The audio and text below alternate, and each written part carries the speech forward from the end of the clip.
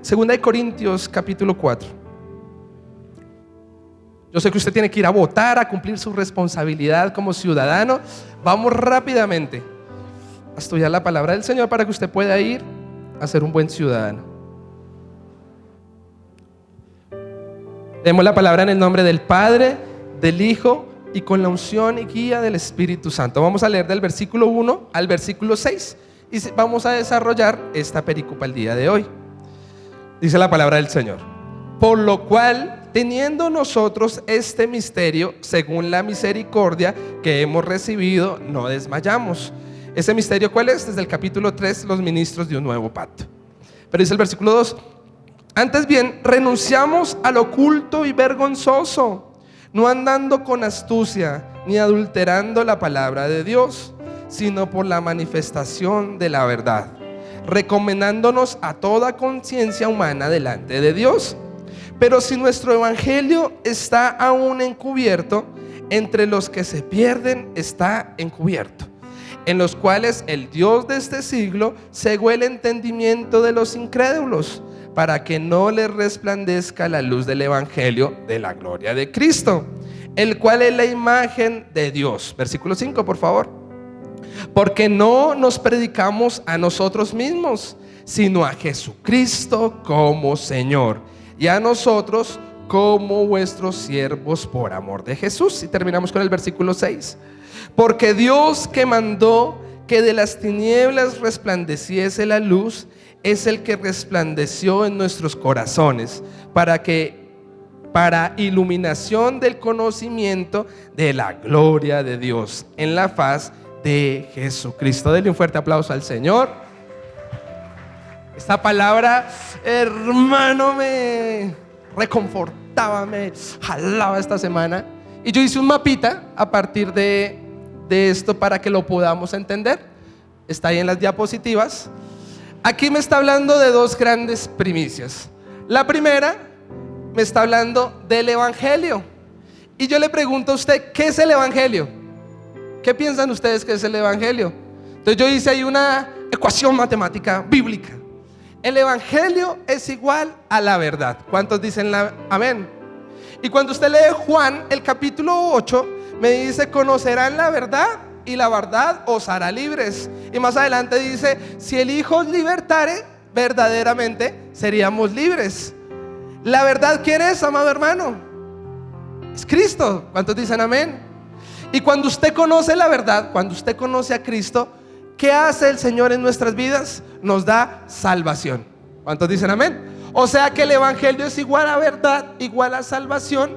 Y el apóstol Pablo les está hablando a aquellas personas que conocen la verdad, que sean ministros del nuevo pacto. Cuando usted lee desde el capítulo 3, un capítulo antes. Esta es la realidad de muchos de nosotros. Porque quizás cuando usted lee la historia del hijo pródigo, Lucas capítulo 15, el padre llega y exhorta al hermano del hijo pródigo porque este le tenía envidia. ¿Cómo así que sale, hace lo que quiere ese chino por allá afuera, se porta bien mal, pero llega y se le sigue tratando como un hijo? Se le pone el anillo de oro, se le restituye. Quizás este hombre, como muchos de nosotros pensamos, naturalmente no se lo merece, no es digno. Pero el padre le responde y le dice: hoy estamos de fiesta porque tu hermano un día muerto fue, pero en nuestra casa vivo es. Y eso lo digo porque esta es mi historia, amado hermano. Aunque quizás ya ustedes conocen, fuera el hijo de los pastores, estuviera ahí en el piano y tuviera cara de santidad, era una mentira completa. ¿Sabe por qué? Porque el evangelio estaba encubierto, porque el evangelio no era visible. Cuando usted lee Juan capítulo 14, el versículo 16, dice nuestro Señor Jesús: os ruego al Padre que os envíe a otro. Esta palabra es aios, uno igual o mejor, al Consolador, está refiriéndose al Espíritu Santo. Pero dice el versículo 17: el Espíritu de verdad, el cual el mundo, un hombre natural como yo, en ese momento no podía recibir, porque no lo conoce y no le puede ver. ¿Por qué? La pregunta es el apóstol Pablo me está hablando de un evangelio encubierto. ¿Sabe por qué? Porque el diablo, como dice ahí, el Dios de este siglo no quiere que usted conozca la verdad. No quiere que usted conozca, tenga la salvación, la vida eterna. No quiere que usted sea un ministro. Nos quiere que usted y yo seamos polvo. ¿Cuántos dicen amén? Cuando usted lee Eclesiastés capítulo 3 versículo 20, dice que todos fuimos polvos y volveremos al polvo. Y el Salmo 104, el versículo 29, dice que son turbados, les es quitado el hálito y regresan al polvo. Yo quiero que usted tenga esta primicia el día de hoy, en esta mañana, que sin el Espíritu Santo, sin el evangelio revelado, usted y yo seguimos siendo polvo. Seguimos estando en muerte, aún pareciese contar con vida. Amado hermano, el diablo no quiere que usted y yo conozcamos el evangelio. Recuerden Juan capítulo 1, el versículo 1 dice que en el principio estaba el verbo era con Dios y el verbo era Dios. Y en el versículo 14 dice que el verbo se hizo carne por usted y por mí. El verbo, esto en griego es la palabra. Yo quiero recordarte que la palabra es viva y eficaz. Dice Hebreos 1:2, discúlpeme, que Él por su palabra sustenta todas las cosas.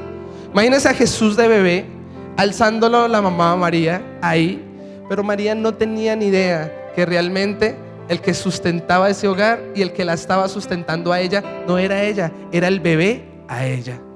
Jesús nos sustenta, amado hermano, y aún por su palabra, dice el Salmo 33:6, Él creó todas las cosas. Él habló y ¡pum!, todo fue hecho. El poder, amado hermano, de la Biblia, como decía Delio, el Salmo 119, el 105, versículo 105, es lámpara encendida a nuestros pies y lumbrera a nuestros caminos. ¿Qué sería del hombre sin la palabra, amado hermano? ¿Qué sería del hombre sin nuestro Señor Jesús? ¿Sabe usted y yo qué merecemos según la Biblia? El hombre, dígale al que tiene al lado, la muerte. No merecemos nada, hermanos, por cuanto un solo hombre pecó por la transgresión de uno solo, dice Romanos 5. Fuimos destituidos de la gloria de Dios, pero gloria a Dios por su palabra y por la Biblia. ¿Qué quiere decir entonces un evangelio encubierto? Por favor, miremos la siguiente diapositiva. Si el evangelio es verdad, salvación, el evangelio encubierto, ¿qué puede ser? Pues es igual a una mentira, es igual a una pérdida o condenación. Y sus ministros no serían los ministros de un nuevo pacto, sino como lo dice ahí, lo que acabamos de leer, serían ministros con astucias, ministros adulterando la palabra y ministros en las tinieblas. Y tenga cuidado, amado hermano, porque cuando la Biblia no es el centro, cuando Cristo no es el centro de una congregación, no solo de una congregación, de un país, de un hogar, de una familia, de una persona, ¿qué puede pasar? Astucias, adulterando la palabra, la verdad. ¿Y qué más? Tinieblas. La Biblia nos lo declara. ¿Se acuerda de los tiempos de Josías? No estaba la Biblia, no estaba el libro de la ley. En la misma casa de Dios adulteraban, tenían idolatría. En la misma casa de Dios, amado hermano, tenían deidades para Baal y para Acera. Y este hombre llamado Josías un día encuentra el libro de la ley y dice que vino un gran avivamiento. Empezaron a leerlo y él se rasgó sus vestiduras. Y yo creo que diría: qué ignorantes éramos, ¿por qué estábamos haciendo estas prácticas? La Biblia, amado hermano, es tan importante para que usted y yo podamos vivir en santidad. ¿Cuántos dicen amén? Para que usted y yo podamos llegar al reino de los cielos. Creemos que es la voz de Dios. ¿Cuántos dicen amén? Aquí en este momento, amado hermano, está el evangelio encubierto. No quiere que usted ni yo leamos la Biblia. Ese era Brayita Parra. Ahí tenía mi Biblia al lado de la cama. Papás pastores, imagínense eso. Ahí yo por tradición el Salmo 23, Jehová es mi pastor, subrayadito. Eso yo hasta lo cantaba, lo adoraba. pero aún la palabra no había sido revelada a mi vida. Igual que quizás usted estaba ahí sentado, pero no como usted. Simplemente mi cuerpo físico estaba en la silla, papá predicaba, pero mi alma, mi mente, mi corazón estaba por ahí en otra cosa, mirando el reloj, que rápido se terminara el servicio para ir a almorzar, para ir a gozar. No era revelado. Y Job, creo que me puede entender. Usted lee el capítulo 42 y dice cosas tan tremendas que yo no entendía, que yo no conocía. De oídas escuchaba el evangelio, pero la pregunta es, ¿por qué no había sido quizás llamado, convertido? ¿Qué hay que pasar y qué hay que tener? Por eso en este momento quiero desarrollar con la vida de Martín Lutero, y hoy quiero hablar de él. Por ahí hay una imagen. Martín Lutero nace el 10 de noviembre de 1483, fallece el 18 de febrero del 46, y él es el llamado reformador. Y yo le puse, estudiando la vida en búsqueda de la verdad. Quiero contarle un poco del contexto del siglo XVI, una época de oscurantismo donde el evangelio estaba siendo encubierto. La palabra aún no había sido traducida al lenguaje actual.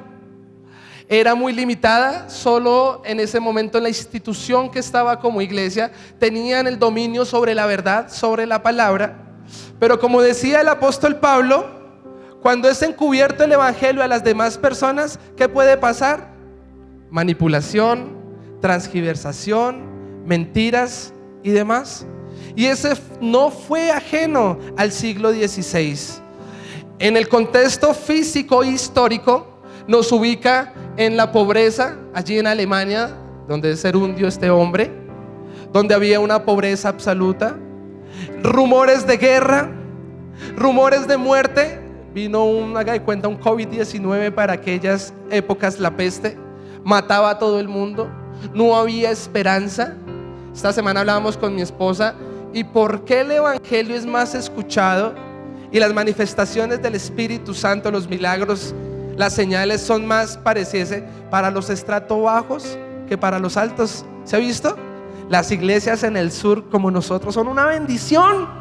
Todo el mundo tiene fe, todo el mundo quiere una respuesta, sabe que Jesús es el único. ¿Sabe por qué? Por las aflicciones. El Salmo 117, el versículo 29 me lo revela. En la angustia clamaron a Jehová. Es en la angustia. Todos llegamos a la congregación, incluyéndome, por una necesidad bien tremenda, ¿o no? Por una dificultad. Porque si todo está bien, tendemos a apartarnos del Señor y creer que es por obras que nosotros nos merecemos, nos gloriamos de nosotros mismos. Pues en la época de Martín Lutero, amado hermano, era un tiempo de oscuridad, era un tiempo de muerte, era un tiempo de escasez, no de pan, sino de la palabra de Dios, como dice Oseas capítulo 8. Amos capítulo 8. Este joven crece, sus papás, quiero contarle la historia de él rápidamente. Sus papás eran mineros, trabajaban, tenían un buen sustento económico. Desde niño, la institución como la iglesia de ese momento, no estoy criticando ninguna iglesia, estoy contando historia. En ese momento era políticamente, económicamente, la que mandaba la parada. Todas las decisiones las tomaba la iglesia católica en ese momento. Martín Lutero, por tradición y por lo que todos los niños hacían en ese momento, fue monajillo, creció en una iglesia, fue también un cantante. Imagínense un hombre de altar cantando allá el alabaré, alabaré, alabaré, alabaré. Crece, se va a estudiar a sus 18 años a una universidad, se desprende de sus papás. A los 18 años empieza a estudiar artes en una universidad, se gradúa, hace una maestría. Aquel lugar donde estaba era el centro de la religión de aquel momento, pero justo allí él empezó a abrir los ojos y decía: si este es el centro, ¿por qué hay un prostíbulo comunal? No lo puedo entender. Si aquí está Dios, ¿por qué Dios permite esas cosas? Estando allí, finalmente es seducido y sucumbido con las cosas que le ofrecía aquella ciudad, que finalmente pareciese que no tuviera un propósito con Dios. Empieza una vida normal, común y corriente, pero cuando cumple 23 años, este hombre, ya joven hombre, pasa por un momento muy difícil. Sus amigos, quienes lo rodeaban, fallecen a causa de la malaria, bueno, de lo que estuviera dando, de la plaga que estaba en ese momento. Y cuentan los historiadores que cuando se devolvió desde la casa paternal a la universidad, lo confrontó una gran tormenta y luchó entre la vida y la muerte. Pareciese que iba a morir en aquel momento. Y este hombre en un solo día es convencido de juicio, de pecado y de justicia.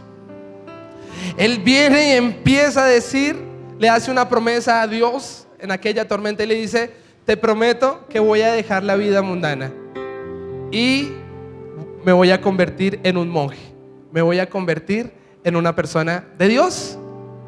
Claramente sale de aquella tormenta, renuncia a sus estudios de abogacía, porque su papá quería que él también fuera abogado. Empieza una vida común y corriente, pero de la común y corriente pasa a ser un monje y se mete en un convento donde lo primero que hacen es raparle la cabeza, le exigen que tienen que dormir desnudo. Imagínense ese frío de Alemania, la nieve, se tenía que autoflagelar. Y este convento donde él estuvo decía que para ganarse el cielo, era la doctrina que ellos tenían, aquellas personas tenían que padecer los dolores de Cristo. Entre más sufriera, entre más le doliera, entre más se anegara a esta carne, así van a poder obtener la salvación. Este hombre, con esa pasión y con esas promesas, hace caso, se humilla, bueno, sufre complicaciones de salud mucho más adelante, pero en esas le permite aquel convento ir a hacer su peregrinación. En ese momento era lo máximo que un hombre podía hacer siendo monje, y era ir a Roma. Entonces él dijo: claro, allá están los mártires, allá está la Basílica de San Pedro, allá voy a poder realmente encontrar la verdad, encontrar salvación, porque hasta ese momento este hombre creía que no iba a ser salvo. Y era tanto eso que él sentía que decía: si me muero hoy voy a morir, me voy a ir para el infierno, no hay salvación para mí. Él no podía dormir en las noches en paz, pensando que realmente la culpa ahí tocando: usted es malo, usted es un pecador, usted es un cochino, mire lo que hizo, mire cómo lo hacía y demás. Este hombre empresa una peregrinación de 2 meses, y al llegar a Roma, amado hermano, se da cuenta que las cosas no eran como él pensaba. Por eso quiero desarrollar esta mañana esto, porque él estaba en búsqueda de la verdad. ¿Cómo encontrar una verdad? ¿Cómo saber que es la verdad si quizás no la conoces? Esta persona estaba buscando una salida, una esperanza, una salvación, como quizás muchos de nosotros. Siempre se nos ha hablado, yo desde pequeño sabía que Dios es el Dios del universo, del Dios de la creación. Pero cuando las personas siendo niño me decían: Dios tiene un propósito contigo, yo no lo podía creer. ¿Cómo? Si la realidad de mi situación me está llevando a abusos, me está llevando quizás a miseria económica, a traumas, a maltratos, yo no podía creer que hubiera una esperanza. Sí creía en Dios, pero lo creía muy lejano a mi vida. Quizás esa era la historia de Martín Lutero. Llega a Roma y se da cuenta que esas aflicciones y esos dolores eran solo para unos pocos, porque los líderes, las cabezas, vivían sabroso. Y como el salmista, el Salmo 73 decía: mire, comen tanto que se les van a salir los ojos. ¿Por qué se visten de esa manera? Y yo sufriendo, abnegándome, ¿no me parece justo? 2 anécdotas que leí de él. Llegó a una de las iglesias, se acabó el servicio y él, todo humillado allá, se postró y empezó a adorar. Y vino aquel pastor de la congregación y le dijo: ¿y usted a quién quiere engañar? ¿Por qué hace eso? Levántese. Dice que esto para él fue terrible. En otra, estaban dando el pan y aquel pastor dijo: pan fuimos, pan somos y pan seremos. No le daban la reverencia a lo que realmente ellos estaban enseñando. Y él se empezó a dar cuenta que el evangelio quizás estaba encubierto, que se le estaba enseñando cosas que no eran ciertas, que no producían ni paz, ni esperanza, ni el reino de Dios. Vuelve normal a su basílica, a su convento, ya siendo un cura graduado, iniciado, dice: para mí no hay salvación. Deja de comer, se hace ayunos muy largos, se autoflagelaba. No había esperanza. Pero en esas, y aquí viene la esperanza, y empiezo a concluir con esta historia de Martín Lutero, porque yo creo que fue Dios. Lo llamaron a que él fuera maestro en una universidad de la palabra. Y dice la historia que él empezó a leer la Biblia en los textos originales, en el hebreo y en el griego. Y cuando él se empezó a sumergir en la palabra, en la escritura, en la voz de Dios, por fin pudo encontrar una esperanza. Y este hombre se le fue quitado el velo y empezó a enseñar la verdad. Y fue tan tremendo que lo que él nunca llegó a pensar hacer fue ir en contra de la institución, ir en contra de una institución, présteme atención, humana, de mentiras, de engaños. Y en esas publicó una sola hoja con 95 tesis, con 95 ideas, con 95, amado hermano, argumentos bíblicos, donde iba en contra de lo que se estaba predicando en aquel momento. En aquel momento que se predicaba, yo no sé si ahí está, se les enseñaba a las personas doctrinalmente que todos somos pecadores. Hasta ahí no está mal, porque Romanos 3 dice que no hay un justo delante del Señor. Pero se le enseñaba a las personas que había algo llamado que era el purgatorio. Y el purgatorio era aquella zona, imagínense, aquel lugar que las personas tenían que pagar una penitencia para poder ganar vida eterna. Podía durar en el purgatorio 100 años, 200 años, 300 años. Pero ¿se acuerda que decía que manipulaban la doctrina? 2 Corintios capítulo 4. La institución humana empezó a decir que tranquilos, que ellos simplemente con medio de indulgencias, las indulgencias no era otra cosa sino una escritura pública que una institución daba para poder perdonar los pecados, para poder, amado hermano, quizás no estar tanto tiempo en el purgatorio, y para que se pudieran ganar la bendición de estar en el reino de los cielos. Yo le pregunto a usted, ¿eso es verdad o eso no es verdad? Nosotros, como conocedores de la palabra, gloria a Dios por la verdad. Amado hermano, la Biblia me enseña, Efesios capítulo 2 versículo 8, que no es por obras, o si no, usted y yo nos gloriaríamos. Esta mañana les decía en la clase, imagínense entonces en esa época del siglo XVI, una persona que tuviera mucha plata y diría: ay, la salvación, ¿cuánto vale? ¿100 millones? Pues tome, sigo pecando, sigo llevando una Biblia inmoral y cada vez vengo y pago. Amado hermano, los milagros no se compran. ¿Cuántos dicen amén? La salvación no tiene precio, o bueno, sí tiene un precio. Jesús la pagó en la cruz del Calvario. Y hoy usted y yo, por gracia, hermano, usted no tiene que hacer penitencias para ganar el perdón de Dios. Pero a veces como cristianos se nos olvida. Quizás pecamos. Quizás usted dirá: pastor, me aparté del Señor. Sí, duré tiempos, mire, hago y deshago. Pero se nos enseña por tradición que la penitencia es: súbase de rodillitas allá al monte, y hasta que usted no sufra y no se vea la sangre, no va a recibir el perdón. Así no funciona, hermano. O si no, tendríamos en poco la sangre de Cristo. La sangre de Cristo fue derramada, dice Efesios 1:7, para limpiarnos, para perdonarnos, para justificarnos. Hoy usted aquí, mire, no necesita confesármelo a mí, confiéselo al Señor, porque el que confiesa sus pecados, ¿a quién?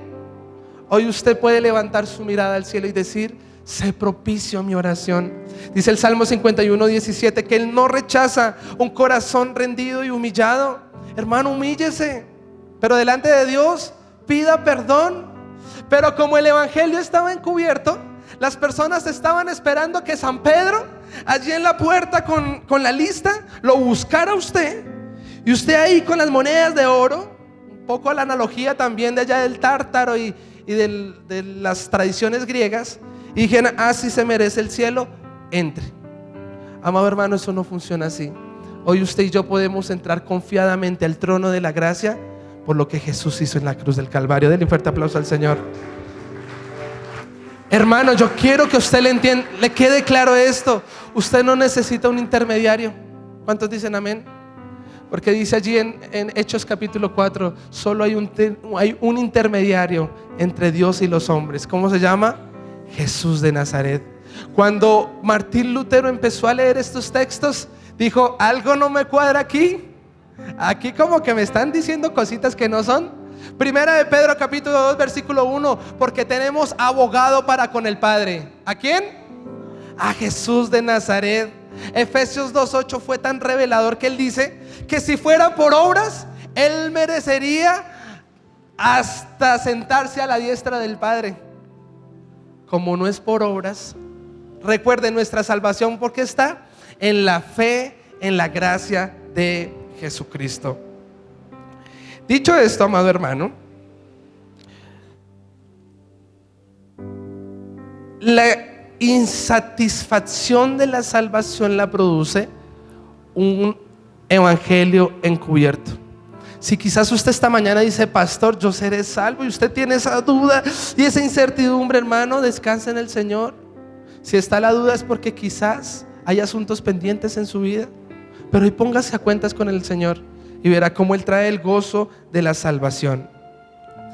Martín Lutero se encuentra con el Salmo 51, el versículo 2 al 18, y dice la palabra: Señor, infúndeme un espíritu nuevo y dame el gozo de la salvación. Por fin, después de tanto buscar, la verdad estaba más cerca de lo que parecía. La verdad simplemente estaba en la Biblia. No tenía que ir a Roma para encontrarla. No tenía que viajar a Marte, a China, quizás irse tan lejos, hermano. La verdad, la palabra, quizás está ahí en su casa. Hoy en día está en nuestros celulares. Puede haber hasta una Biblia en el celular. No está mal. Perseguía a la gente, no tenía facilidad de poder tomar una Biblia en el siglo XVI. Pero hoy usted y yo tenemos la Biblia a nuestro alcance. ¿Por qué no la leemos entonces? ¿Por qué nos aburre? Hay personas, yo los he escuchado y yo era de esas: pastor, leo la Biblia y me da un sueño. ¿Será que el Señor me quiere hablar en sueños? Quiero leer la Biblia y es que no entiendo ni mu. ¿Será que quiere que yo sea bautizado en don de lenguas? ¿Por qué no entiendo la Biblia? ¿Saben por qué? Porque ese mismo espíritu que encubría el evangelio en el siglo XVI quiere que usted y yo no conozcamos la palabra, no tengamos un propósito en Dios. ¿Cuántos dicen amén? Este hombre en el Salmo 51 encuentra el gozo de la salvación. El rey David dice: Señor, devuélveme el gozo de la salvación. En el versículo 5 dice este hombre, el rey David, dice: en maldad fui hecho y aún en pecado fui concebido. Amado hermano, no importa tú cómo hayas nacido, en qué condiciones estés viviendo en este momento, pero si hoy vuelves al Señor y empiezas a escudriñar sus palabras, te puedes dar cuenta que aún el salmista lo entendió. El Salmo 139, versículo 15 a 16 dice: mi embrión vieron tus ojos. Todas las cosas que estaban ahí eran para mí. Amado hermano, Dios tiene un propósito contigo. ¿Quieres conocerlo? Vuelve a la palabra de Dios. Ahí está, búscalo. Aquí está la respuesta de sus problemas. Aquí está el consejo que necesita. ¿Cuántos dicen amén? Usted no necesita un pastor de carne y de hueso. Usted no necesita que vengan y lo cojan. Yo he escuchado: pastor, hágame una liberación. Entonces se imaginan como la tradición en Hollywood, que usted va a salir trepando de las paredes y vomitando, y entonces necesita 4 que lo cojan y lo laven. No va a pasar de esa manera, a menos de que Dios lo quiera y haya una liberación bien tremenda y usted esté endemoniado, hermano. Pero recuerde, si el Hijo os libertare, si la palabra es viva y eficaz en su vida, empieza esa conversión. La palabra empieza a usted a hacerlo sentir mal. Usted dice: ¿cómo así, pastor? No, espere. ¿Cuántos dicen amén? Termino con esto. La pregunta clave aquí sería: ¿por qué se quiere encubrir la palabra? Porque el diablo no quiere que usted lea la Biblia. Porque el sueño, porque el tiempo, no hay tiempo. Porque es que es una letra tan pequeña. Cuando compre una Biblia con letra grande y tiene la grande, uy, es que ya está muy grande, me va a dejar ciego. No, hermano. La primera es porque la Biblia es la voz de Dios. Dígale al que tiene al lado: la Biblia es la voz de Dios. ¿qué sería de nosotros sin la Biblia? Amado hermano, no seríamos nada. En 2 de Timoteo, el capítulo 3, versículo 16 al 17, dice que la Biblia es buena, es inspirada por el Espíritu Santo. Muchas personas pelean: pastor, es que fueron los hombres las que le escribieron. ¿Por cuántas manos no han pasado? Eso no, ¿cómo así que la voz de Dios? ¿Acaso Dios vino y empezó a escribir? ¿Cuántos creen que son llenos del Espíritu Santo? Dígame. ¿Cuántos cuentan con el Espíritu Santo? Dice 1 Corintios, el capítulo 6, el versículo 19: ¿o ignoráis que sois templos del Espíritu Santo? Si Él está en ti, yo no sé si a usted le ha pasado, pero Él nos lleva a hacer cosas, a escribir cosas. Mire, yo estoy muy feliz porque esta semana pude terminar mi libro, gracias al Señor. Ya lo voy a mandar a edición y bueno, el libro que Dios me permitió hacer se llama Nacidos del Espíritu. Yo estaba leyendo y yo no sé de dónde salió esas palabras. Yo no sé si a usted le ha pasado, los que tienen que predicar, que usted escucha ese sermón y usted dice: eso no es mío. Porque dice el salmista, el Salmo 73, uno sí que es burro sin el Señor, como una bestia. ¿De dónde salen esas palabras? No pueden salir de mí. Ese es el Espíritu Santo. Amado hermano, cuando una persona es llena del Espíritu Santo, es que movida por Él. Dice Romanos 8:14, el Espíritu de Dios dirige a sus hijos, lo lleva a usted a hacer cosas, lo lleva a usted a decir cosas. Decía el Salmo 81, abre tu boca que yo la llenaré. Uno de los temores más grandes que tenía para ejercer el ministerio era: Señor, ¿y qué pase cuando ya no tenga sermones? Porque cada domingo en esa temporada de mi vida decía: qué lucha para uno un sermón aquí que la gente escuche. Y cuando se acabe la palabra, ¿qué hago? Si la gente ya se sabe la historia de José, de David, no hay esperanza. Amado hermano, no se preocupe, usted abra su boca, que Él le va a dar la sabiduría, el Espíritu Santo. Usted va a ser un testigo de la obra de Dios. Cuando el Espíritu venga, Hechos 1:8, usted será un testigo, amado hermano. Usted le da unos consejos y usted dice: ¿pero de dónde? ¿Pero cómo? ¿Pero cuándo? Las personas que escribieron la palabra de Dios fue porque fueron llenas del Espíritu Santo. No fue el escritor de Condorito, no fue el escritor de Nacho la Cartilla. Eran personas que Dios escogió para inspirar su palabra. ¿Cuántos dicen amén? Denle un fuerte aplauso al Señor. Allí en Timoteo nos enseña que la Biblia usted la necesita, porque la Biblia es buena para enseñar, redarguir, corregir, instruir justicia, para que usted y yo podamos ser un hombre de Dios perfecto. Le pregunto, recuerde, ¿cuándo la Biblia le enseñó algo?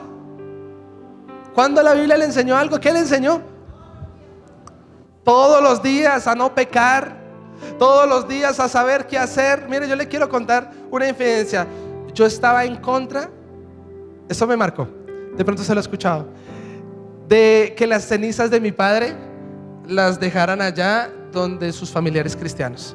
Y yo decía: no, rotundo, las cenizas se quedan en mi sala, y cuando yo me sienta solo voy y le hablo a mi papito, y allá, bueno, la tradición, lo que a veces nos enseña. Y mi mamá me dijo: hijo, no, las cenizas, volvemos al polvo. Me enseñaba doctrina, pero no se me había sido revelado a mí. Y quizás las personas te han dicho a ti cosas que usted sabe que es verdad, pero no se le ha revelado. Le cuento otra. Yo como músico me la pasaba escuchando música secular. Claro, el lenguaje, tengo que estudiar, tengo que hacer, y esa era mi excusa. Y mi papá decía: hermano, eso no le edifica, eso no le conviene. Y yo decía: es que soy músico. Yo sabía que mi papá tenía la razón, pero no se me había sido revelado. Esa es la palabra rema. ¿Cuál es la palabra rema, pastor? El logos es Cristo y el viento es el Espíritu Santo. Y esta palabra de Timoteo, cuando hizo que inspiró, la palabra en griego es que sopló.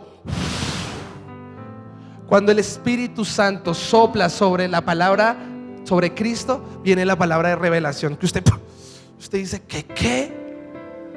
¿Cómo? Y recuerdo que para ese entonces yo le dije a mi mamá: no, rotundo. Pero vaya sorpresa, estaba leyendo el primer libro de Reyes y dice que había un hombre que era un varón de Dios, y que el Señor le había dicho que se tenía que no se quedara en aquella casa, que él fuera, diera la palabra de profecía, de sabiduría, y se devolviera. Él no le obedece, viene un león, se lo come. No sé si usted recuerda la historia, pero dice que cuando murió, sus huesos fueron enterrados en aquel lugar donde estaba. Amado hermano, aquel día se me quitó el velo. Él me lo quitó. Yo llamé a mi mamá y dije, vayan. Ahora entiendo que polvo somos, polvo seremos, pero mi Padre está en el reino de los cielos. Dale un fuerte aplauso al Señor. Necesitas que tú tengas una palabra de revelación rema. Creo que es la voz de Dios. Una cosa le dijo a Abraham. Abraham le dijo, vaya a la tierra de Canaán, que allá le voy a poseer. Pero cuando él se va, ¿para qué? Él se va para Egipto. A Jacob le dice, véngase para Egipto, y le tuvo que hablar en un sueño. Pero a Isaac le dijo, usted ni se vaya a meter allá. Amado hermano, quizás lo que Dios te habla a ti es diferente a lo que le habla a otra persona. Por eso usted necesita escuchar directamente la voz de Dios. ¿Cuántos dicen amén? Romanos 10:17 dice que la fe viene por el oír, y el oír por la palabra de Dios. ¿Quieres tener fe? Lea la Biblia, hermano. Segundo, porque la palabra nos libera.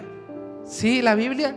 Cuando usted empieza a leer, vuelvo al Juan 8, conoceráis la verdad y la verdad nos hará libres. Si usted tiene una opresión tremenda, vaya a la Biblia. Él le va a dar la paz.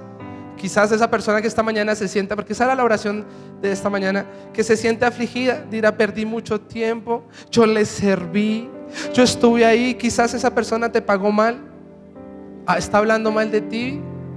Has dicho y has pensado, no lo has dicho, pero has pensado, qué mal agradecido. La Biblia me enseña que el que cree no será avergonzado. Amado hermano, el tiempo que sembraste en esa congregación, que hiciste, que hermano, que la sudaste, no es un tiempo perdido. Y Dios, lo que sembraste con lágrimas lo vas a cosechar en el nombre de Jesús. Tranquilo, Dios vio, Dios es el Dios que nos ve, y te vio allá siendo fiel, pastoreando esas 3, 4, 5 ovejas. Pero Él estuvo ahí diciendo, mi hijo amado, en cual tengo complacencia. Prepárese, porque van a llegar los tiempos de bonanza. Porque lo que usted sembró con lágrimas, así mismo con gozo va a cosechar en el nombre de Jesús. No sepa quién es esa palabra, usted tómela. Hoy el Señor te liberta.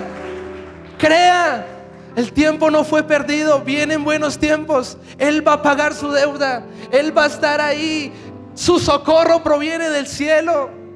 Tranquilo, descanse esta mañana, porque el que cree no será avergonzado. Dios no lo va a dejar tirado. Si ya lo trajo hasta aquí, no lo va a echar para atrás en el nombre de Jesús. Tercera, nos sana. Usted necesita la Biblia, dice el Salmo 109, 107, el versículo 30, porque envía su palabra y nos sana. ¿Se acuerda cuando este hombre estaba allí, Juan 5, 38 años esperando una palabra? No había quien, pero cuando Jesús llegó, le dijo, levántate. Amado hermano, hoy el Señor envía una palabra: buscadme y viviréis. Usted tómela en el nombre de Jesús. El Proverbios 4:20 al 22, rápidamente porque no me queda tiempo, dice que la palabra, si meditamos de día y de noche, es cura para nuestro cuerpo. Usted lea y Él empieza a sanarlo. Dice el Salmo 147, el versículo 3, que Él sana al quebrantado de corazón y venda sus heridas. Usted podrá venir vuelto a nada, pero cuando la palabra empieza allí, como el suero, a entrar, empieza a vivificar su espíritu. Y usted empieza a decir, claro, siempre estuvo el Señor conmigo. Claro, ahí estaba el Señor. ¿Cómo no lo podía ver? En el nombre de Jesús. ¿Por qué es importante? Porque nos prospera. Cuando usted empieza a meditar de día y de noche en la palabra del Señor, dice el Salmo 1, que somos como plantados, como árboles plantados junto a corrientes de agua de vida eterna. Y usted ahí plantado, así estaba ahorita ya en Acapulco, ¿sí veía esa tormenta? Y esos se caían edificios, carros volando, pero habían allí unas palmas bien plantadas, que eso hasta atrás se hacía, pero no eran derrumbadas. Y si usted quiere ser plantado junto a corrientes de agua de vida, necesita la palabra de Dios. Las personas te van a desilusionar, tu familia te va a perseguir, lo que sea, pero si usted está parado sobre la roca que es Cristo, la palabra, usted dice, claro. Hebreos 12:2 dice, puesto los ojos en Jesús, autor y consumador de la fe, no me va a escasear nada. Denle un fuerte aplauso al Señor.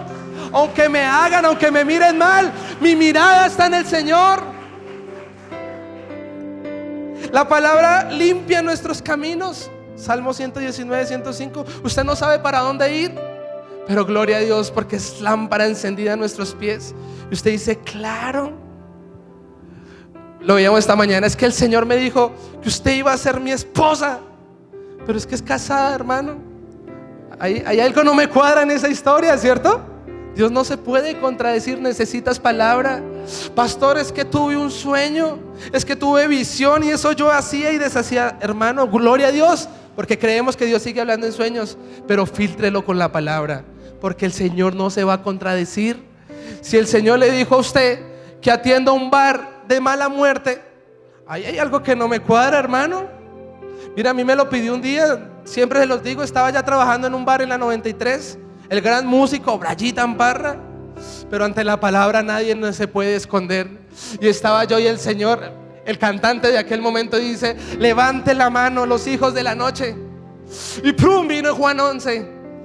Jesús le dijo a sus discípulos, cuando le dijeron que fuera donde Lázaro, que rápido que se iba a morir, y era de noche, les dijo, ¿acaso el día no tiene 24 horas?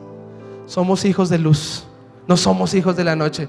¿Eso qué es? Una palabra viva que viene y ¡pum! Me puñaló por acá. Entonces yo seguía tocando ahí. Yo puedo seguir, espere. Cuando viene otro primer libro de Reyes, capítulo 19. No pude resistir a eso y me dijo, ¿qué haces allí, Elías? ¿Qué haces allí, Elías? Elías en el capítulo 19 se quería morir. Elías en el capítulo 19 decía, yo soy el último profeta, no hay quien más defienda, tenga celo por las cosas de Dios.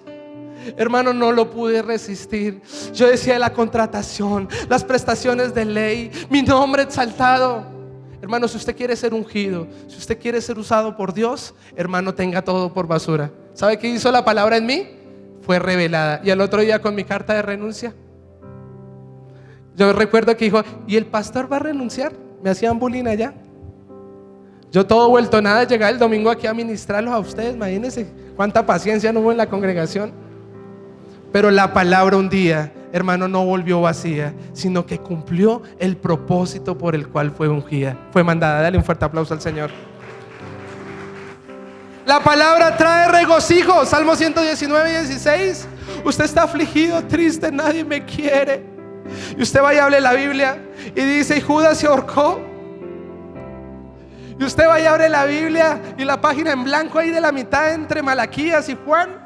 Usted dice, Señor, hermano, sepa leer la Biblia. ¿Cuántos dicen amén? Usted ahí empiece, vea, le doy un consejo. Si usted viene por primera vez, empiece con Job, suavecito, porque es que no nacimos ni aprendidos ni enseñados. Y usted hágase preguntas, Señor, háblame, venga a ver, vaya a libros, consulte un diccionario bíblico. Pero a veces la gente, bueno, Dios, háblame. He aquí, ¿qué? No, amado hermano, cuando usted vaya consumiendo la palabra de Dios, meditando en ella de día y de noche, créame que cuando usted lee Juan 10, dice que mis ovejas escuchan mi voz, no leen mi voz. ¿Qué dice? Escuchan mi voz. ¿Qué quiere decir eso? Cuando usted está leyendo, dice el Salmo 16, bendeciré al Señor quien en las noches habla mi conciencia. Usted lee el texto bíblico y el Espíritu Santo dentro de usted empieza a, no sé si le ha pasado, empieza a decirle, hermanito, ¿se acuerda cuando usted vio lo que no tenía que ver? O le empieza a decir, por ejemplo, este sermón de hoy inició así. Eso, evangelio encubierto, evangelio encubierto. ¿Qué tal uno como un mosquito? No, ay, ya, no espere, ahí está la voz de Dios. Mis ovejas escuchan mi voz. ¿Cómo la vas a escuchar? Entre más usted lea la palabra, Él viene y empieza a hablar dentro de usted. ¿Se acuerda? Correrán ríos desde nuestro interior y usted va a poder conocer cuál es la voluntad de Dios y le va a traer gozo. Rápidamente, 5 minutos. Nos da vida. No solo de pan vivirá el hombre, sino de toda palabra. Usted está así todo moribundo, pero cuando recibe esa palabra de esperanza. Mira, yo tengo una palabra. Cuando ejercimos el primer año de ministerio, muchas de las personas que estaban en ese momento no nos veían. Y no los culpo, hizo parte del proceso. Los bendigo donde quiera que esté. Que la bendición de Jehová allá los alcance. En este momento que profeticen, así como los 70 ya de Moisés. Pero hacían cositas que realmente afligían mi corazón. Cositas humanas. Y en esas yo le dije a mi esposa, no aguantaba más, y le dije, esposa, nos vamos. Ya no quiero ser pastor, yo sé que el Señor me llamó, va a abrir otra obra en otro lado, eso. Y dijimos, nos vamos para Estados Unidos. Teníamos el sueño americano, pero en realidad ahí lo transversábamos con el ministerio y un poquito de emociones ahí. Pues yo recuerdo que esa noche mi esposa llorando en un cuarto, yo llorando en otro cuarto. Yo como esposo no le podía ayudar a mi esposa. Son procesos diferentes, mi esposa tampoco, todos moribundos allá. Señor, dinos qué hacer. No quiero seguir siendo pastor. Me dolió la agonía de la muerte, renunciar a una vida, a unos sueños que quizás yo pensé que eran los míos. ¿Qué hago, Señor? Y estaba en una situación difícil como quizás usted esta mañana. Pastor, no sé qué hacer, me duele. El Señor lo sabe muy bien cuánto te duele. Pero ¿sabe qué vino? La palabra. Y decía el Salmo capítulo 77, el versículo 19. Porque Él abrió, en la Nueva Traducción Viviente, porque Él abrió las aguas, una senda que nadie sabía que estaba allí, estaba preparada para aquel pueblo. Hermano, nunca había escuchado la voz de Dios tan fuerte como ese día. Y supe que Dios tenía algo con nosotros. Vino Lamentaciones 4:4 y decía, los pequeñuelos pidieron pan y no hubo quien se los diese. Ese día entendí que esta era mi casa. Y ese día entendí que usted, amado hermano, es un pequeñuelo que quiere un pan. Y no hay hoy en día quien dé el pan. Muy pocos son los llamados, muy pocos son los escogidos y muy pocos tienen un evangelio que no está encubierto, que hablan verdad. Y me dijo, Brayitan, en Estados Unidos, devuélvase para Colombia. Con una palabra, ¿usted qué puede hacer? Usted no lo puede resistir. Jeremías capítulo 20, Señor, no quiero más. Recibo aflicciones a causa de tu palabra. Recibo persecución. Quizás usted dirá, yo le obedecí al Señor y no tengo recursos económicos, perdí un trabajo, perdí un esposo, un hijo, no sé cuál sea la situación. Jeremías decía, ya no voy a volver a hablar de Dios, voy a dejar de predicar, voy a dejar de servir. Pero ¿sabe qué dijo finalmente? Hay un fuego en mi interior. Ese es el Espíritu Santo, dado por una palabra que le había dado en Jeremías 1. Porque yo te conocí antes de que nacieses, en el vientre de tu madre te escogí para ser profeta por las naciones. Y aquí hay personas esta mañana, Dios te conoció, Dios te llamó, Dios te tiene aquí con un propósito específico. Más de ser un común y corriente, tú no eres llamado a ser un común y corriente, tú eres llamado a ser un ungido de Jehová. En el nombre de Jesús, dale un fuerte aplauso al Señor. Y termino, último, este es el más importante. Nos permite nacer de nuevo. Con esto termino. No hay nadie que cambie a nadie. Nadie puede cambiar corazones. Mis papás no me pudieron cambiar. Mi esposa no pudo cambiar las veces que veía en mi celular pornografía y me pillaba, así como decía. Me pilló en Tinder, no me pudo cambiar. Era un hombre inmoralmente cochino, sucio, encadenado en años de pornografía, encadenado en años de abusos, de traumas, de cosas que era una muy buena fachada, amado hermano, pero tenía unos pensamientos que ni se los cuento, porque ya no somos ese hombre. Pero yo recuerdo que papá venía, ponía su mano sobre mí, un pastor profetizaba, mi esposa profetizaba el mejor esposo, además era una tarbán, era un grosero, un infiel. Nadie me cambió. Entonces la pregunta sería, ¿y entonces esa oración cae a tierra? ¿Será que la oración de Job en capítulo 1 justificaba a sus hijos, dice la Biblia, y ni él los lavaba, pero murieron? ¿Qué pasó con la oración de Job? ¿Se ha preguntado usted? El apóstol Pablo viene y le dice a la esposa que santifica a su esposo, ¿se acuerda? Y que el esposo santifica a la esposa y el hogar santifica a sus hijos. O sea, la pregunta clave sería, ¿usted y yo podemos justificar a alguien? ¿Qué nos enseña la Biblia? Hoy vamos a aprender esto. La Biblia nos declara que solo Jesús justifica a sus hijos. ¿Cuántos dicen amén? Pero ténganlo ahí.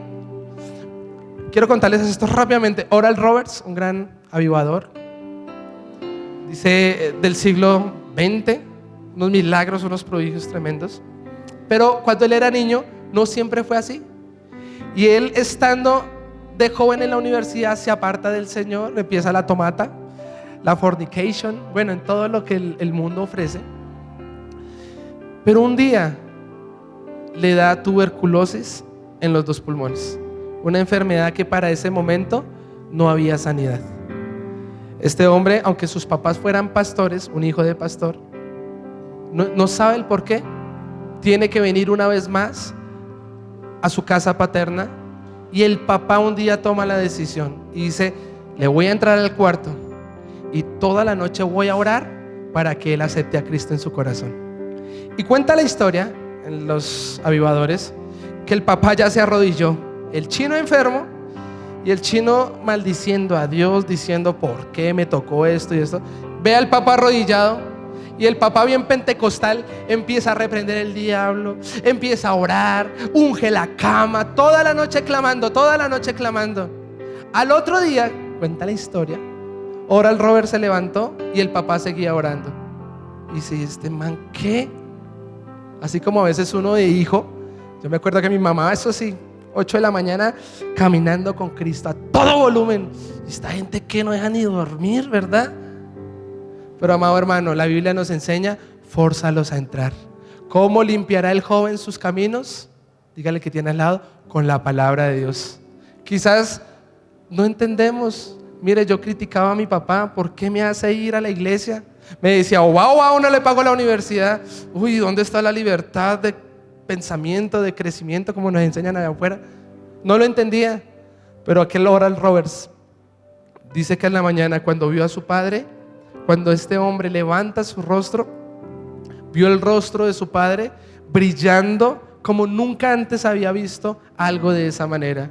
Y justo allí viene Santiago capítulo 1, el versículo 18. Porque Dios, por su voluntad, hace que seamos nacidos de nuevo por medio de la palabra de verdad. Amada hermana, amado hermano, no deje de orar por sus hijos. No deje de profetizar sobre ellos, porque un día esa palabra va a germinar y producir el fruto por la cual fue enviada, amado hermano. Qué gran bendición los papás de Oral Roberts, ver al gran avivador del siglo XX. Qué gran bendición, mi padre, al vernos un día y saber que sus palabras fueron hechas forma. En el nombre de Jesús, denle un fuerte aplauso al Señor. Póngase de pie.